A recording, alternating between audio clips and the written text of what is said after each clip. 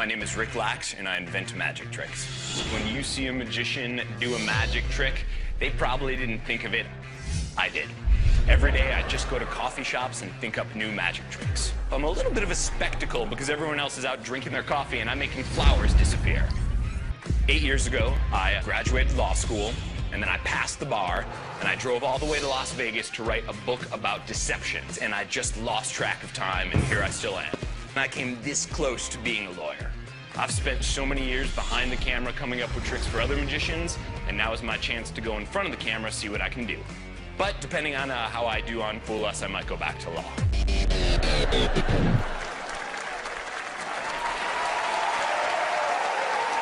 This next gentleman is a Renaissance man. Now, I don't know if that means he paints chapel ceilings like Michelangelo or he's a kick-ass ninja turtle like Raphael. Let's find out as we meet Rick Lax.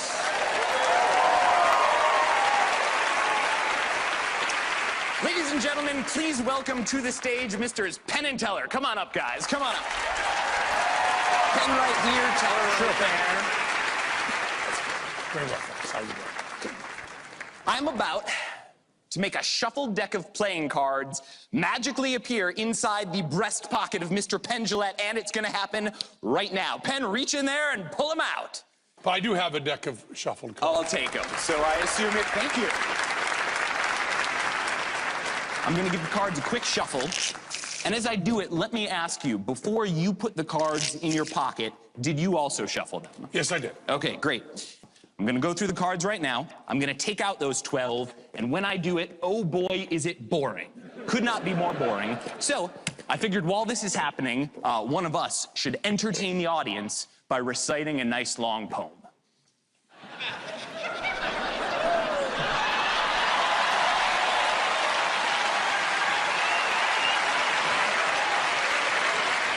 We'll have someone else do it. Penn, is there a poem you like?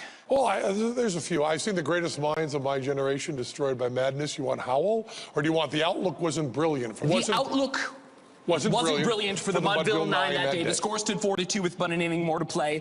And when Cooney's died at first and Barrows did the same, a tragic silence fell upon the patrons of the game.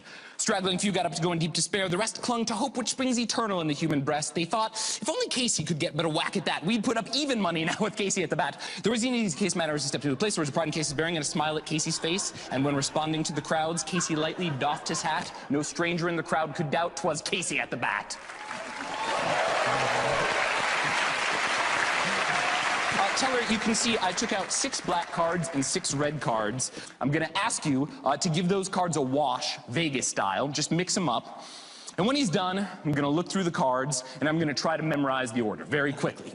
And then, after I've got the order memorized, I'm going to try to separate them out into 2 piles, one with red cards, one with black cards. Let's see if I can do it.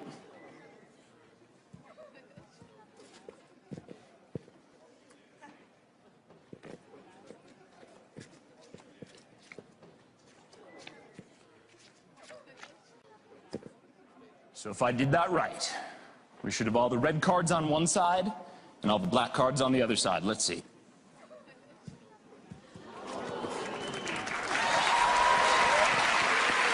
No, wait, no. See, no, that's kind, it's kind, but I cannot accept that much applause for a subpar memory demonstration. It's insulting. If I'm gonna fool them, I can't just do something that's hard. I've got to do something that is impossible. So, I'm gonna do the same thing again, but this time I'm gonna do it with more cards. And I'm gonna memorize the cards as I recite the poem, and then I'm gonna do something impossible, which looks like this. Where was I? Mighty Casey at the back, that's right. 10,000 eyes were on him as he rubbed his hands with dirt. 5,000 tongues applauded as he wiped him on his shirt. And while the writhing pitcher ground the ball into his hip, defiance gleamed in Casey's eyes. A sneer curled Casey's lip.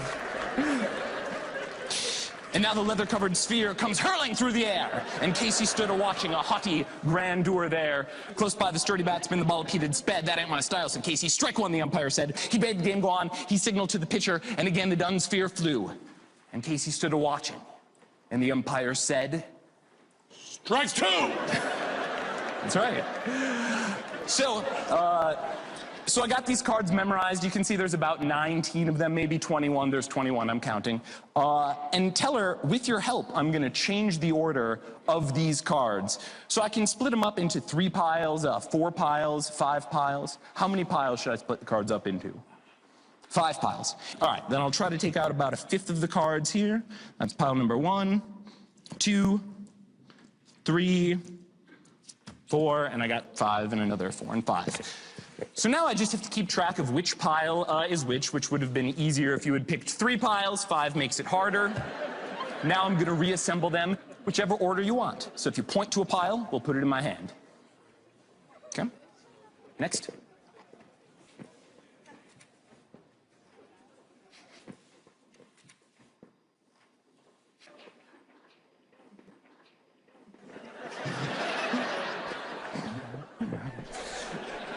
And now, Penn, a number.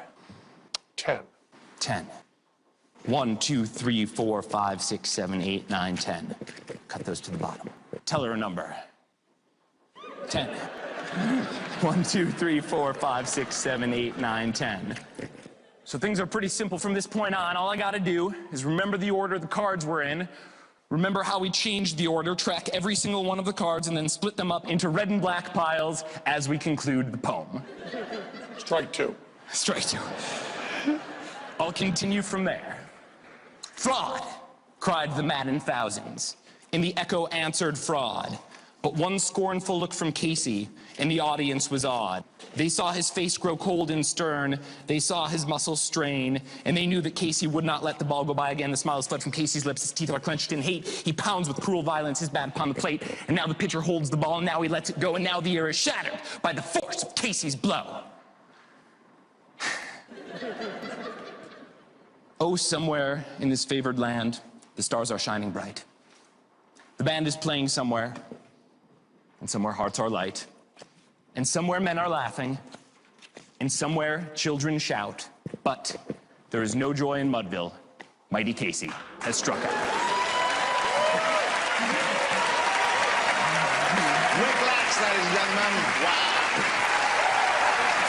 Well, you know how this works. They're going to sit down now, they're going to deliberate. Let me ask you about the being here on stage, because I think everyone who comes out here is courageous. But you've normally been behind the scenes. That's right. Usually I create tricks for other magicians, so this is a very new experience for me coming out here and performing for them. I think it shows an enormous amount of courage. Let's hear it for Rick again, because to come out here and do this here in this setting, wow, that takes a certain bravery. And maybe a certain foolishness as well, I don't know.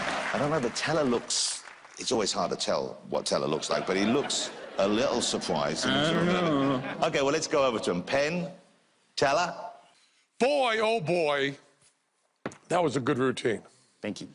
And not only that, it was a very, very flattering routine to take Casey at the bat, which we did off-Broadway and on-Broadway. We're just very flattered by you using all this Penn and Teller minutia, all this trivia to make that so good. Your performance, I love the nervous, nutty energy. You got a little nervous, of course, when you sell this, gives us a lot of information about it. And we also copped a couple cards from the table. And the cards could, in some way, be doctored for you to be able to figure out which to go which way. All of that would be true if you had not fooled us. But you did. Wow. Great moment. Congratulations. The guys that want to say, go around the front there, because they want to share this with you while we bring this down. There you go. Just don't go enough, man. Beautiful. Rick, this is for you. You fooled them. You don't just get that delightful trophy. You'll be coming back here to perform as part of their act. Rick Lax, congratulations. Wow.